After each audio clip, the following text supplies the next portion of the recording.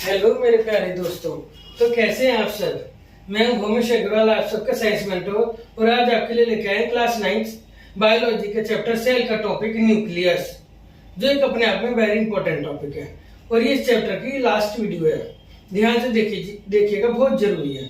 ठीक है, तो अब हम न्यूक्लियस के बारे में पढ़ते हैं, जिसके बारे में हम शुरू से सुनते आ गए हैं। जब हमने शुरू में पढ़ा था सेल के 3 कंपोनेंट होते हैं, सेल मेम्ब्रेन, साइटोप्लाज्म और न्यूक्लियस, तब भी हमने पढ़ा था। जब हमने एंडोप्लाज्मिक रेटिकुलम पढ़ा तब भी हमने पढ़ा था कि एंडोप्लाज्मिक रेटिकुलम न्यूक्लियस से जुड़ा हुआ होता है, यानी न्यूक्लियर मेम्ब्रेन या न्यूक्लियर एनवेलप से जुड़ा हुआ होता है। और न्यूक्लियस के बारे में तो लगातार ही सुन रहे हैं कि वो सेल का कंट्रोलर होता है, सेल का माइंड होता है, सेल का ब्रेन होता है।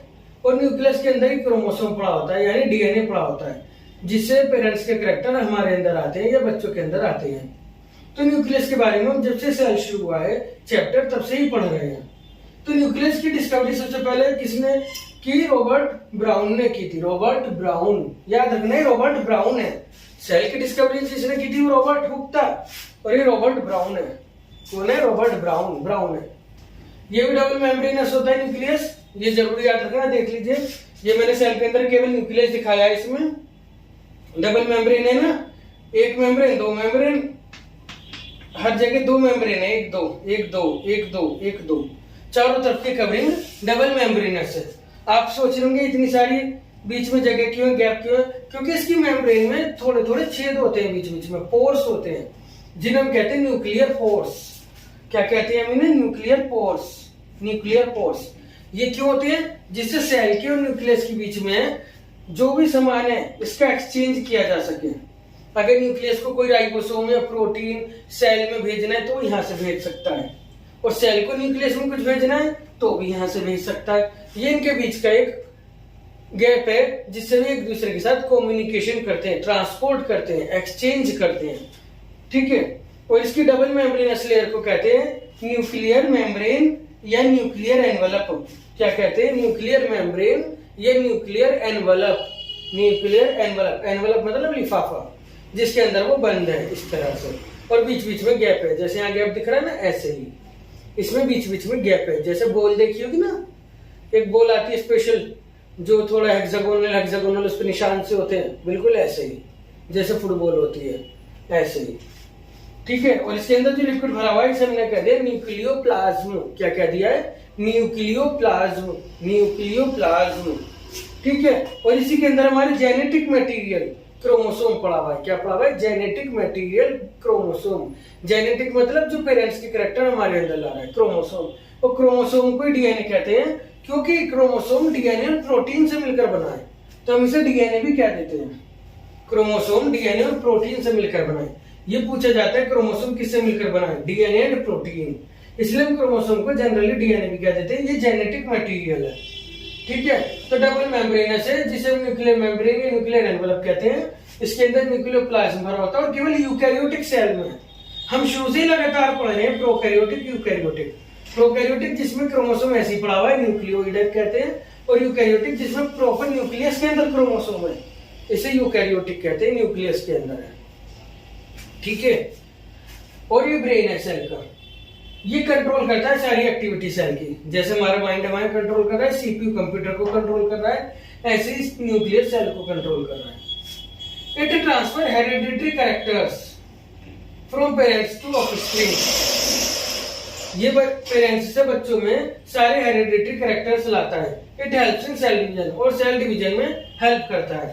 ठीक है, अच्छा ये लाइन आ गई। It has chromosome DNA plus protein. इसके अंदर क्रोमोसोम होते हैं जो कि डीएनए प्रोटीन से मिलकर बना है, जिसे हम जेनेटिक मटेरियल भी कहते हैं। क्या कहते हैं? Genetic material. क्या कहते हैं? Genetic material. तो जेनेटिक मटेरियल कहाँ है? क्रोमोसोम के अंदर, वो न्यूक्लियस के अंदर जो कि क्रोमोसोम है, और वो कैसे मिलकर बना है? डीएनए और प्रोटीन से। अगर ये पूछ लिया जाए कौन सी प्रोटीन है कभी, तो याद रखना ये होती है हिस्टोन प्रोटीन। इस प्रोटीन का नाम होता है हिस्टोन। जैसे हमारा तुम्हारा अपना अपना नाम होता है, ऐसे इस प्रोटीन का नाम होता है हिस्टोन। क्या नाम होता है? Histone, histone protein. ठीक है,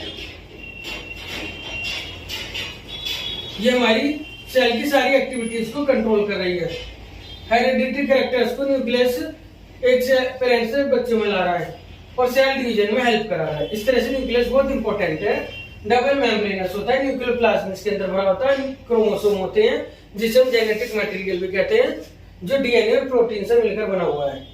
और इसके न्यूक्लियर एनवेलप में पोर्स मिलते हैं जिससे सामान एक्सचेंज हो सके, और ये डबल मेम्ब्रेनस होता है न्यूक्लियर एनवेलप या न्यूक्लियर मेम्ब्रेन। अब इसके बाद सेल डिवीजन जो हम कह रहे हैं, सेल डिवीजन में हेल्प करता है। सेल डिवीजन क्या होता है? जैसे एक चौक को तोड़ा और दो चौक बन गई, ठीक है। ऐसे ही एक सेल को तोड़ के दो सेल बन जाए, ये ज्यादा सेल बन जाए, तो उसे हम सेल डिवीजन कहते हैं। The process by which a cell divides to make more new cells. एक सेल डिवाइड होकर ज्यादा नई सेल बना रही है, तो इसे हम कहते हैं सेल डिवीजन, ठीक है। क्या कहते हैं? Cell division. जैसे एक चौक है, इसे मैंने तोड़ दिया और अभी कितनी बन गई? दो। ऐसे ही एक सेल डिवाइड होकर दो सेल बन जाए या दो से ज्यादा सेल बन जाए, तो हम इस प्रोसेस को कहते हैं सेल डिवीजन, ठीक है। इसके दो टाइप होते हैं सेल डिवीजन के, mitosis and meiosis. Mitosis and meiosis. और इस सेल डिवीजन में हेल्प कौन कर रहा है? न्यूक्लियस। अब माइटोसिस और मियोसिस क्या होते हैं ये देखते हैं हम, ठीक है। अब हम देखते हैं माइटोसिस एंड मियोसिस क्या होते हैं। माइटोसिस एंड मियोसिस दो टाइप के सेल डिवीजन है। सेल को डिवाइड करने के दो तरीके हैं, जिसे माइटोसिस एंड मियोसिस कहते हैं, ठीक है। जैसे माइटोसिस क्या है? अगर एक सेल डिवाइड होकर दो सेल बना रही है, सबसे आम जो हमें ध्यान रखने की बात, सबसे इंपॉर्टेंट, एक सेल डिवाइड होकर दो सेल बना रही है तो इसे माइटोसिस कहते हैं। अगर एक सेल डिवाइड होकर चार सेल बना रही है, अगर एक सेल डिवाइड होकर चार सेल बना रही है तो इसे हम कहते हैं मियोसिस। अगर एक सेल डिवाइड होकर चार सेल बना रही है तो इसे हम कहते हैं मियोसिस। एक सेल डिवाइड होकर दो सेल बना रही है तो इसे हम कहते हैं माइटोसिस, ठीक है। तो माइटोसिस में क्या है? दो डॉटर सेल बन रही है। असल में जो नई सेल बन रही है इसे बायोलॉजी में डॉटर सेल कहते हैं। मियोसिस में क्या है? चार डॉटर सेल बन रही है। अब आपको पता होगा हमारे सेल के अंदर न्यूक्लियस और न्यूक्लियस के अंदर क्रोमोसोम है, और हमारे अंदर 46 क्रोमोसोम होते हैं। हमारी हर सेल के अंदर कितने क्रोमोसोम होते हैं? 46, ठीक है। तो माइटोसिस में क्या होता है? क्रोमोसोम नंबर 46 के 46 ही रहते हैं, चेंज नहीं होते। जैसे इसमें 46 क्रोमोसोम है, सेल डिवाइड होकर दो सेल बनी तो इन दोनों में भी 46 क्रोमोसोम होंगे, इन दोनों में भी 46 होंगे, ठीक है। लेकिन इसमें क्या होता है? 46 क्रोमोसोम डिवाइड होने के बाद 23 रह जाते हैं। 23 यानी चार में 23 क्रोमोसोम आएंगे। कितने क्रोमोसोम आएंगे? 23। मियोसिस में क्रोमोसोम नंबर आधा हो जाता है, माइटोसिस में क्रोमोसोम नंबर वही रहता है। 46 होते हैं तो 46 ही आते हैं नई सेल के अंदर भी। इसमें 46 होते हैं, मियोसिस में 23 आते हैं। सेल में तो हमेशा 46 ही होते हैं हमारी पहले से, लेकिन मियोसिस होने के बाद 23 क्रोमोसोम आते हैं नई सेल के अंदर, ठीक है। जिस सेल में हमारे 46 क्रोमोसोम होते हैं इसे हम कहते हैं डिप्लॉइड सेल। क्या कहते हैं? डिप्लॉइड। और इसे हम 2n से भी शो करते हैं, 2n का ऐसे 2n, ठीक है। और जब भी डिवाइड होती है तो डिप्लॉइड सेल बनती है। लेकिन माइटोसिस में एक खास बात है, अगर पहले से 23 है तो डिवाइड होने के बाद 23 वाली सेल भी बन जाएंगी। 23 वाली डिवाइड होकर दो 23 की सेल बना लेंगी, यानी 2n वाली सेल में भी हो रहा है और n वाली सेल में भी हो रहा है। 23 को कहते हैं n, तो ये 2n में भी हो रहा है, n में भी हो रहा है, डिप्लॉइड में भी हो रहा है, हैप्लॉइड में भी हो रहा है। इसे हम डिप्लॉइड भी कहते हैं, इसे हम हैप्लॉइड भी कहते हैं।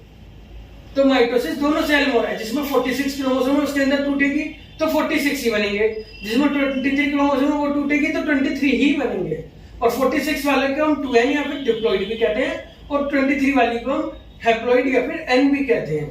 जबकि मियोसिस केवल 2n वाली सेल में होती है, डिप्लॉइड सेल में होती है, जिसमें पहले से 46 है, और डिवाइड होने के बाद 4 नई हैप्लॉइड सेल बनती हैं, 4 नई n सेल्स बनती हैं, ठीक है, जिसमें 23 क्रोमोसोम होते हैं। ये कभी भी पहले से ही जो 23 वाली सेल है, पहले से ही जो n सेल है, पहले से ही जो हैप्लॉइड सेल है, उसमें मियोसिस नहीं हो सकता, क्योंकि मियोसिस में क्रोमोसोम आधे होते हैं और 23 से आधे नहीं हो सकते क्रोमोसोम। 46 से आधे 23 तो हो जाएंगे, पर 23 से आधे नहीं हो सकते। इसलिए जो मियोसिस है वो माइटोसिस है, ये बोथ हैप्लॉइड और डिप्लॉइड सेल दोनों में हो रहा है। जबकि मियोसिस केवल डिप्लॉइड में हो रहा है और हैप्लॉइड बना रहा है। ये डिप्लॉइड में हो रहा है तो डिप्लॉइड बना रहा है माइटोसिस, और हैप्लॉइड में हो रहा है तो हैप्लॉइड बना रहा है माइटोसिस। लेकिन मियोसिस केवल डिप्लॉइड में हो रहा है और हैप्लॉइड बना रहा है। वो डिप्लॉइड से हैप्लॉइड ही बनाएगा, डिप्लॉइड से डिप्लॉइड नहीं बनाने का मियोसिस। और हैप्लॉइड में तो होने कहीं नहीं। ठीक है, तो थोड़ा सा समझ लो क्या किसमें क्रोमोसोम नंबर सेम रहते हैं, 46 है तो 46, 23 है तो 23, इसलिए डिप्लॉइड को डिप्लॉइड में तोड़ता है, हैप्लॉइड को हैप्लॉइड में तोड़ता है और दोनों में हो रहा है। लेकिन इसमें क्रोमोसोम नंबर आधे हो जाते हैं, 46 है तो 23, इसलिए डिप्लॉइड को हैप्लॉइड में तोड़ रहा है और केवल डिप्लॉइड में हो रहा है, हैप्लॉइड में नहीं होने का, क्योंकि 23 का आधा नहीं किया जा सकता। ठीक है, इसके अलावा ये केवल सोमैटिक सेल्स में हो रहा है। माइटोसिस, ठीक है, माइटोसिस किसमें हो रहा है, सोमैटिक सेल्स, सोमैटिक मतलब हमारी बॉडी की जनरल सेल्स। और मियोसिस रिप्रोडक्टिव सेल्स में हो रहा है। रिप्रोडक्टिव मतलब जैसे स्पर्म और ओवा, स्पर्म और ओवा समझते हो ना, मेल में स्पर्म होता है, फीमेल्स में ओवा, जिनकी फ्यूजन से नया बेबी बनता है। ठीक है, तो ये केवल रिप्रोडक्टिव सेल्स में हो रहा है। तो आपको ये 4 पॉइंट ध्यान रखने हैं। इसके अलावा इस चैप्टर की 1-2 बातें हो रहेगी, वो भी देख लेते हैं। एक क्वेश्चन आ जाता है, क्रोमेटिन, क्रोमोसोम और क्रोमेटिड में क्या अंतर है या क्या समानता है, कुछ भी कह दो, मतलब इनका कंपैरिजन पूछ लेता है, इनका कंपैरिजन करो। तो क्रोमेटिन, जैसे हमने देखा कि न्यूक्लियस है, ये मान लिया न्यूक्लियस, और न्यूक्लियस के अंदर क्रोमोसोम पड़ा हुआ है ऐसे उलझा हुआ, जैसे हमारी पतंग उड़ाते हो ना तुम, सर्दी होती उलझ जाती है, ऐसे ही उलझा हुआ पड़ा है, तो इसे कहते हैं उस समय क्रोमेटिन, इसे हम उस समय वास्तव में क्रोमेटिन कहते हैं, chromatin. When DNA is not well packed and lie in diffused form, DNA packed form में नहीं है, केवल ऐसी पड़ा है जैसे सर्दी पड़ी होती है उलझी हुई, तो इसे हम इस समय क्रोमेटिन कहते हैं। और क्रोमोसोम जैसे सर्दी का आप एंटी बना लो, तो ऐसे ही जब सेल डिवीजन होता है तो जो डीएनए है वो पैक हो जाता है रोड शेप में, इसी तरह की शेप में, जैसे एंटी होती है ना हमारी सर्दी की, एंटी बना लेते हैं ऐसे, इसी शेप में आ जाता है लगभग, ऐसे कंपेयर कर सकते हैं, एनालॉजी कर सकते हैं। तो इसे कहते हैं उस समय क्रोमोसोम, उस समय भी इसे क्रोमोसोम कह देते हैं, है एक ही चीज, उलझा हुआ पड़ा है तो क्रोमेटिन कह दिया, और थोड़ा शेप बना ली उसने, एक्स शेप, ऐसी शेप, एक शेप ले ली, एक आकार ले लिया, तो हमने उसे क्रोमोसोम कह दिया। ये ऐसे ही है जैसे आइसक्रीम पिघली पड़ी है, तो आप पढ़ रहे हैं, तो जैसे आपने आइसक्रीम पिघली हुई है तो उससे हम उसका कंपेयर कर सकते हैं क्रोमेटिन से, और उसे जमा दिया तो वो कंपेयर कर सकते हैं क्रोमोसोम से। या जैसे आपने मैंगो शेक लिया, जब वो पिघला हुआ है तो मैंगो शेक कहते हैं, जमा दिया तो आइसक्रीम कहते हैं। ऐसे ही डीएनए उलझा हुआ पड़ा है तो उसे क्रोमेटिन कहते हैं, सुलझ गया तो क्रोमोसोम कहते हैं। जब सुलझ जाता है तो वो ऐसी शेप ले लेता है, एक्स जैसी शेप, जैसे एक्स होता है ना, तो एक्स के एक आर्म को यहाँ पे हम क्रोमेटिड कह रहे हैं, क्रोमेटिड यानी क्रोमोसोम की एक आर्म, एक साइड को हम क्रोमेटिड कह रहे हैं। ठीक है, ये दोनों एक सी होती है बिल्कुल, one of two identical half of chromosome is called chromatid. ठीक है, तो इस तरह से क्रोमेटिन, क्रोमोसोम और क्रोमेटिड हो गए, इनमें कंपेयर आ जाता है, एक ही चीज है, उसकी 3 अलग अलग फॉर्म है बस। ठीक है, अब एक टर्म आती है आपकी में यूनिसेल्युलर, मल्टीसेल्युलर। यूनिसेल्युलर मतलब एक ही सेल का बना हुआ है, जैसे बैक्टीरिया, अमीबा। बैक्टीरिया यहाँ प्रोकैरियोटिक है, अमीबा यहाँ यूकैरियोटिक है। तो प्रोकैरियोटिक यूकैरियोटिक अलग चीज है, यूनिसेल्युलर मल्टीसेल्युलर अलग चीज है। मल्टीसेल्युलर जो एक सेल से ज्यादा से बने हुए हैं, एक से ज्यादा सेल से बने हैं, जैसे हम खुद बिलियंस ऑफ सेल से बने हैं, और प्लांट्स, एनिमल्स, फंगस। ठीक है, एक टर्म आती है आपकी में वायरस।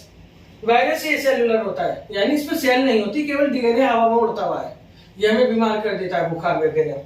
तो ये क्रिस्टल बन सकते हैं इसके, क्रिस्टल, क्रिस्टल समझ लो गुच्छे जैसी चीज बन सकते हैं इसके, क्योंकि लिविंग और नॉन लिविंग के बीच की कड़ी है। जब तक हवा में है तब तक ही नॉन लिविंग है, हमारे अंदर आ गया तो लिविंग है, तो इसके क्रिस्टल बन जाते हैं। क्रिस्टल मतलब गुच्छे से, जैसे चाशनी होती है ना जलेबी की, क्रिस्टल फॉर्म होता है ऐसे ही। अच्छा, एक क्वेश्चन आता है cell fundamental unit of life क्यों है, जो कि चैप्टर का नाम है। तो cell perform all life processes, cell के अंदर सारे लाइफ प्रोसेस हो रहे हैं, जैसे digestion, respiration, excretion and also build our body, और इसी से हमारी बॉडी बनी हुई है।